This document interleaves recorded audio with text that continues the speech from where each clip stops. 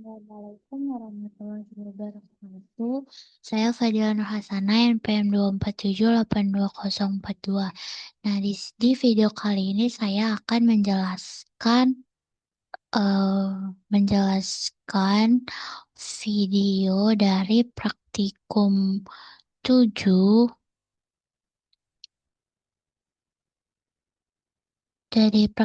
7 dengan topik data visualization menggunakan dataset customer chart dari Big ML. Tujuan dari praktikum ini adalah untuk mengeksplorasi data pelanggan dan memahami faktor-faktor yang menyebabkan pelanggan berhenti berlangganan atau yang sering disebut itu churn melalui berbagai jenis visualisasi data.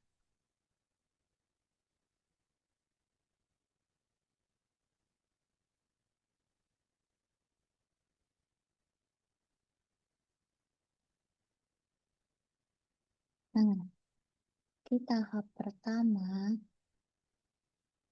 itu ada pengenalan.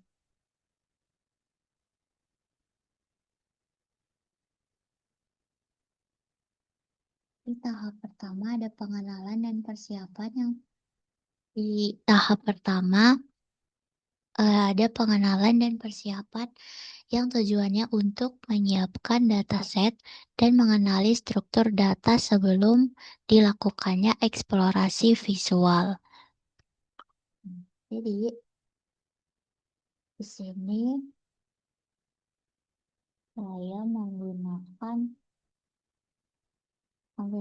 ini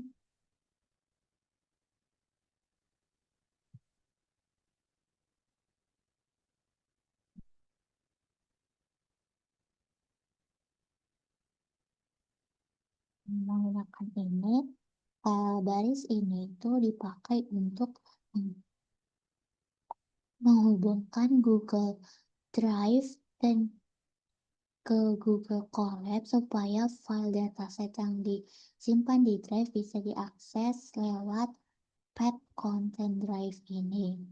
Nah, kalau gak di mount nanti file CSV-nya gak bisa dibuka di Colab. Gitu. Selanjutnya ada ini.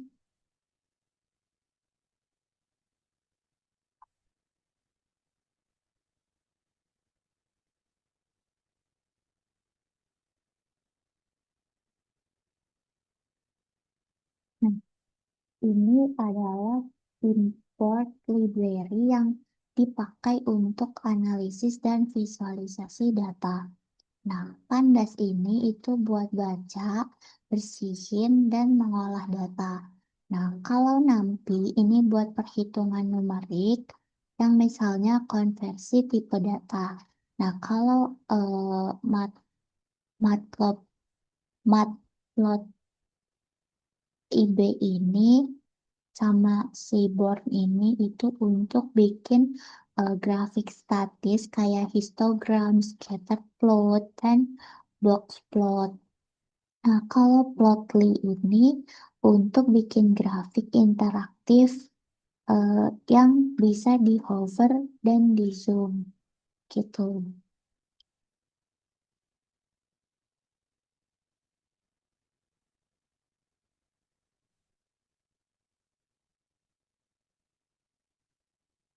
Nah, kalau ini itu untuk kalau ini itu untuk atur tampilan grafik biar rapi dan konsisten. Kalau white grid ini buat kasih latar belakang bergaris halus. Kalau figure fixed size ini untuk menentukan ukuran default plotnya. Tuh.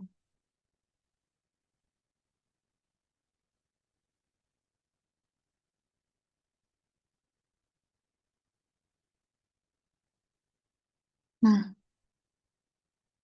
kita masuk ke tahap pengenalan dan persiapan.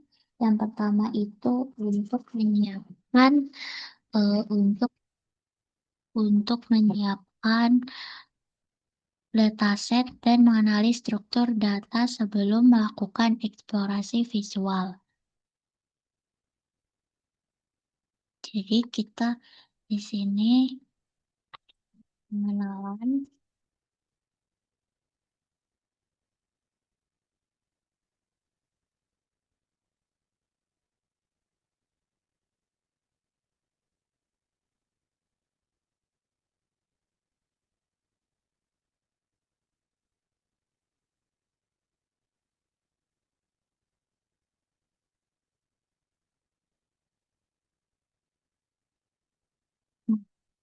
pada industri CSV ini berfungsi untuk membaca file CSV dari path yang ditentukan, ini path-nya, dan menyimpannya ke dalam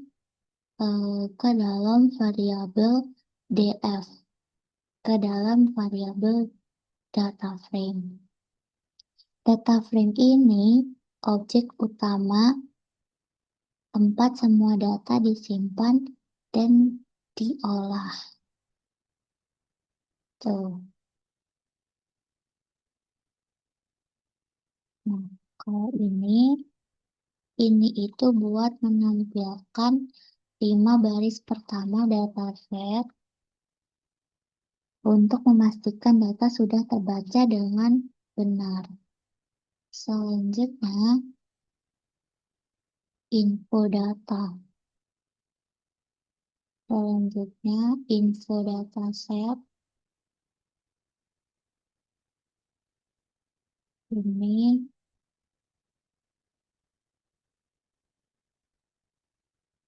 Nah, DF info ini untuk menampilkan struktur data, kayak kolom, kayak jumlah kolom, tipe data tiap kolom, dan jumlah nol atau dan jumlah non-nolnya.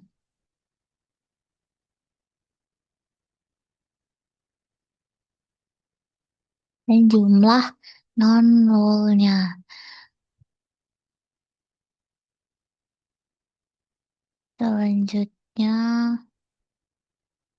selanjutnya ini itu copy.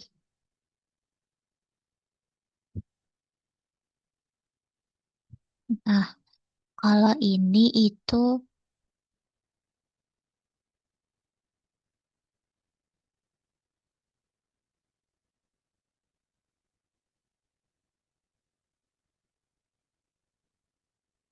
nah ini itu untuk menghitung jumlah nilai kosong atau missing value per kolomnya. Gitu.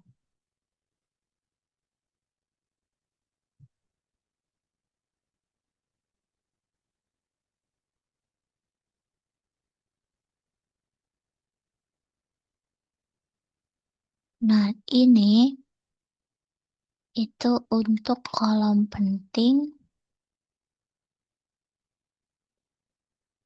Ini ini kolom penting yang untuk dianalisis. Kita ada total day minutes, total if minutes yang tujuannya untuk menunjukkan apa saja kolom-kolom penting yang untuk dianalisis.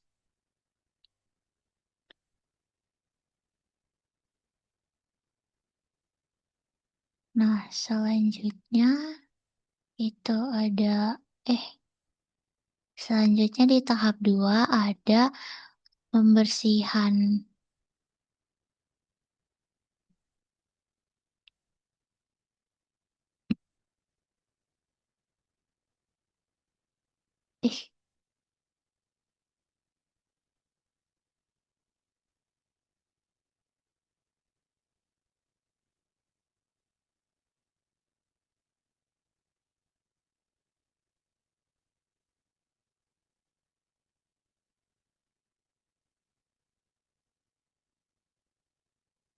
Eh, PDF columns ini itu untuk menghapus spasi di mana kolomnya yang kadang itu ada spasi tersembunyi yang bikin error waktu dipanggil gitu. Nah, kalau DF churn ini, kolom churn itu diubah jadi angka biner kayak 1 sama dengan churn, terus kalau 0 itu tidak churn biar mudah untuk diolah secara statistik.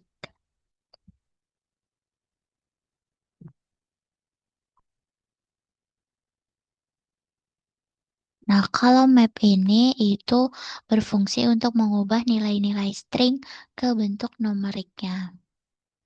Gitu.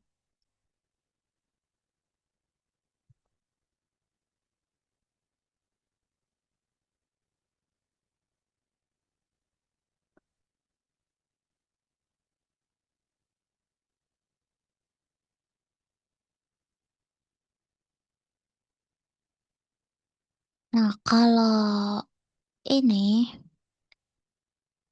for C enum calls ini memastikan semua kolom numerik beneran bertipe numerik. Memastikan semua kolom numerik itu bertipe numerik. Kayak contohnya float, terus integer, kayak gitu yang artinya kalau ada nilai yang nggak bisa dikonversi, nanti dia diganti sama none supaya nggak bikin error. Nah, kalau eh, ini itu untuk menghapus baris yang ada nilai kosongnya.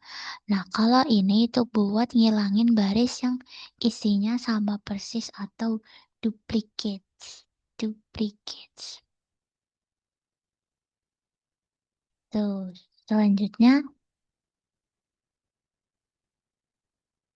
nah ini itu adalah untuk menampilkan info setelah dibersihkan tadi. Ini, itu. Selanjutnya, selanjutnya ada ini.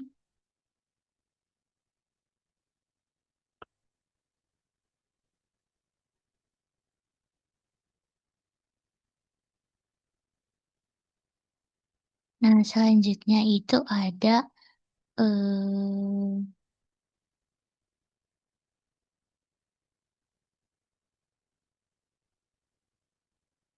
di sini ada SNS his plot. Ini itu buat bikin histogram untuk melihat distribusi nilai dari tiap kolom numerik. Nah, kalau bins 30-nya ini itu untuk menentukan jumlah batang histogram. Kalau yang true-nya ini untuk menambahkan kurva distribusi halus di atas histogram.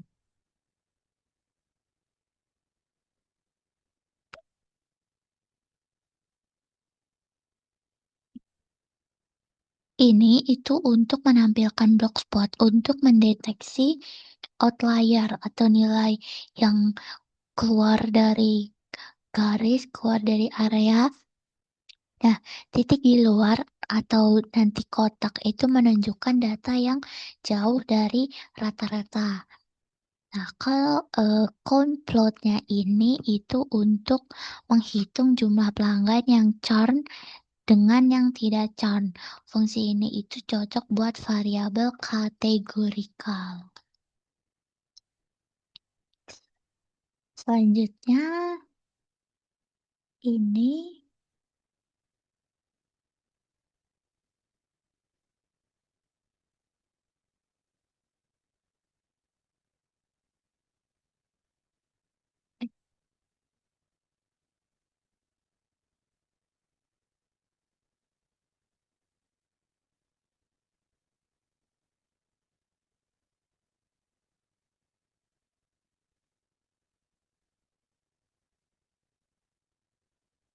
dan selanjutnya itu ada eh, SNS scatter plot. Ini itu untuk menunjukkan hubungan antara dua variabel numerik diwarnai berdasarkan status char-nya.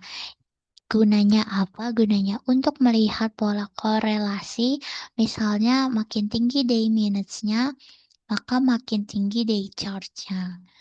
Nah, untuk block spot totalnya itu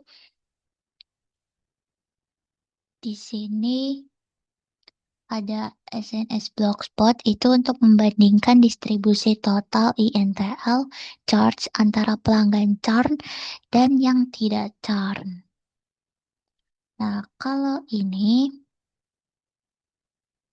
cost churn itu untuk menghitung rata-rata jumlah panggilan ke CS ke customer service-nya untuk masing-masing kategori churn. Fungsinya yang ini itu untuk mengelompokkan data. Nah, kalau min itu untuk mengambil rata-rata tiap kelompoknya. Gitu.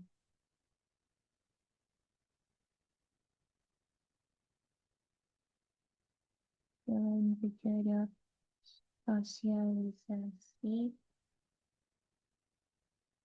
visualisasi. Nah,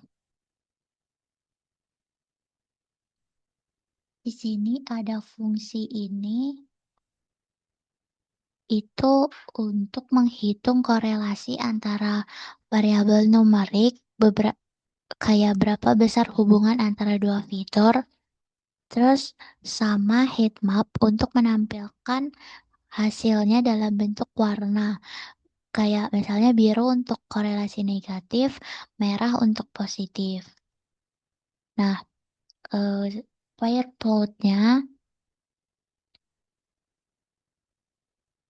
plot, sini ada SNS pair plot. Itu untuk menghasilkan kombinasi scatter plot untuk semua pasangan variabel yang digunakan untuk melihat pola visual antar beberapa fitur sekaligus berdasarkan chart-nya. Selanjutnya,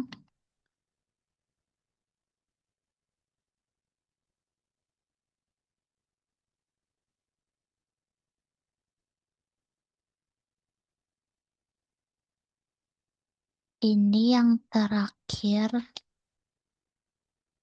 Nah, di sini ada fix 1. Ini itu untuk membuat scatter plot interaktif di mana nanti kita bisa menggerakkan kursor untuk melihat detail setiap titik awal. Nah, warna titik itu mewakili status chart. Nah, kalau di sini itu bar chart interaktif untuk membandingkan rata-rata panggilan CS antara pelanggan chart dan yang tidak chart. Nah, di sini setelah saya running, eh, di sini menampilkan 5 baris pertama data untuk mengenali struktur dataset.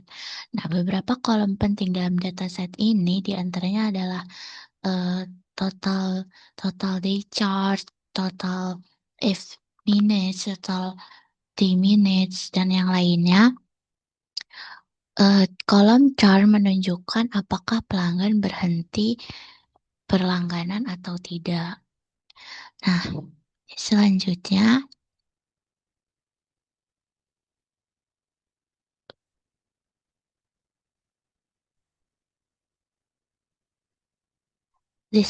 saya melakukan pembersihan data di kolom chart yang awalnya bentuknya seperti true dan false, saya ubah menjadi nilai biner. Ini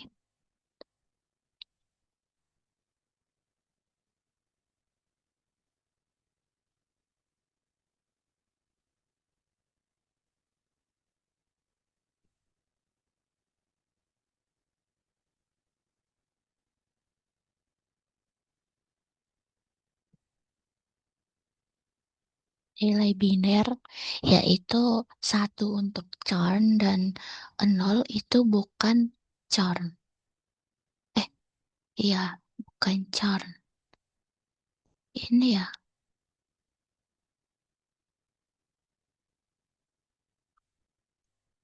Nah, kemudian saya memastikan kolom numerik seperti total di chart dan total INTL chart sudah bertipe data numerik.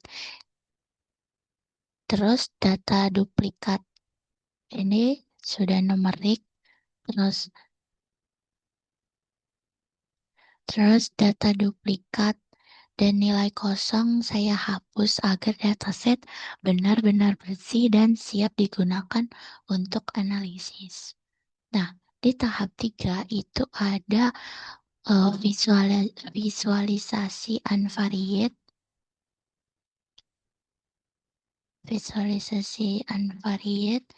Nah, di sini itu untuk melihat distribusi masing-masing variabel. Pertama, saya di sini membuat histogram dari kolom total day minutes, total F minutes, dan total night minutes. Hasilnya menunjukkan bahwa sebagian besar pelanggan memiliki durasi panggilan harian di bawah 250 menit. Ini paling tertinggi. Nah, kemudian saya membuat blogspot. Saya membuat blogspot. Blogspot. Mana blogspot?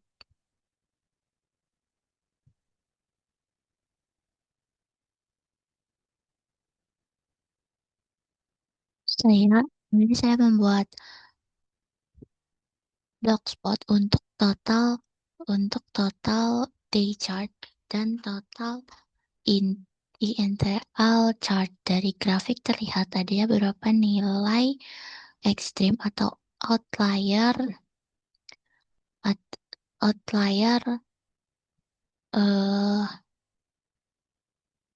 pada biaya panggilan internasional. Nah, terakhir itu ada count plot.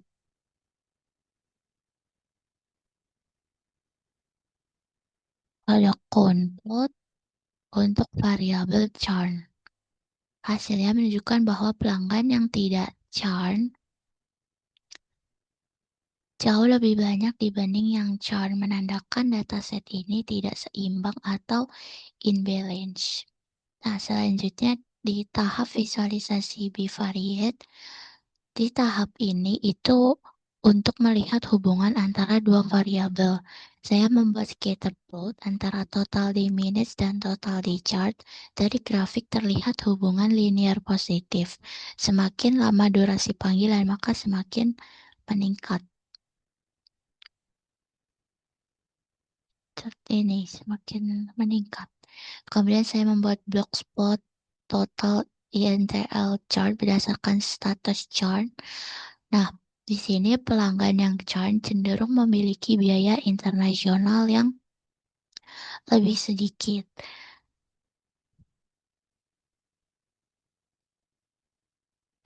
Internasional yang sedikit lebih tinggi. Nah, terakhir di sini saya membuat rata-rata customer service call per churn yang pada masing-masing kategori churn-nya. Nah, dari hasilnya pelanggan yang churn melakukan lebih banyak panggilan ke customer service dibanding pelanggan yang tidak churn. Selanjutnya ada visualisasi multivariate. Di sini saya membuat heatmap korelasi variabel numerik untuk melihat hubungan antara beberapa variabel numerik sekaligus. Hasil heatmap menunjukkan korelasi yang sangat tinggi antara total day minutes dan total day minutes dan total day charge.